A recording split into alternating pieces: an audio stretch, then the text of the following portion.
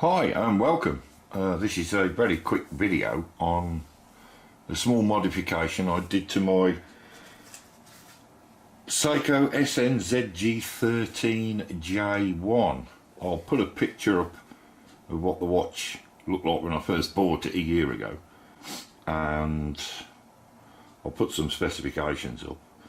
This isn't a review of the watch as a whole. I just want to make a little video on the modification, which, as you can see, is that yellow second hand. I just think it adds a little bit of colour and it looks, well, I think it looks great. You might not, but watches are such brilliant pieces of kit. It's fun to experiment, I think, and I think that yellow second hand adds a nice little touch to it. Yeah, I was thinking of light blue or orange, but in the end I went for yellow. Now, I didn't buy a yellow second hand and fit it myself. I've got some tools, but I didn't fancy changing the second hand myself.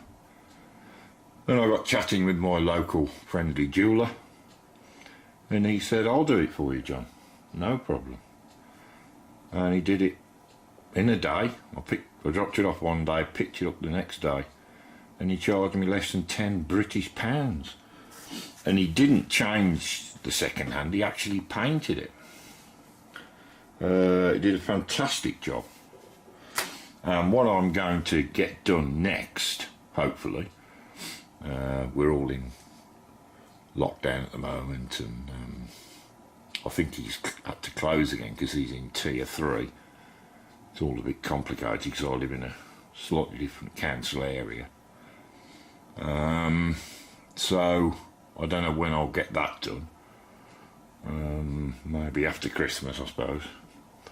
But what I'm going to do next is have the day and date wheel changed to black letters on a white background, rather than white letters on a black background, which is what they are at the moment. So I'm going to have it changed so they look more like this Citizen I've got. The other hand's a bit in the way, but I'm sure you can see it will focus. But it's black letters on a white background, which I think, well, for me anyway, it looks better. So, but each to their own.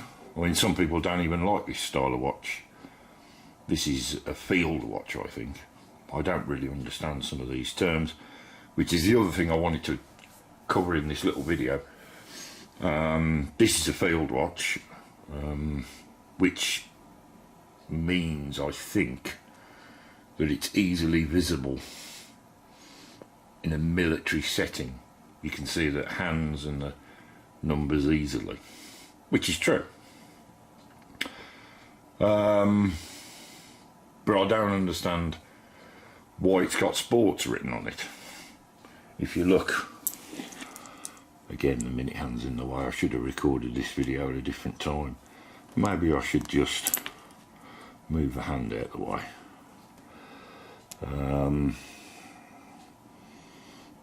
It says, under that 5, it says sports. Now, I don't understand what makes this a sports watch. There's no stopwatch on it, there's no chronograph. So, I don't understand what makes it a sports watch. You can't hack the second hand. When you pull the crown out, the second hand keeps moving, so it doesn't hack. So you couldn't set an exact... You can sort of backwind it a bit and it will sort of tend to judder and stop a bit, but it doesn't hack properly. So I don't know what makes it a sports watch. Maybe somebody can explain that to me. Unless Seiko have got some excellent reason for calling it a sports watch. Well, the other thing I like about this watch is if you fold the bracelet, the strap, I hate calling it bracelets.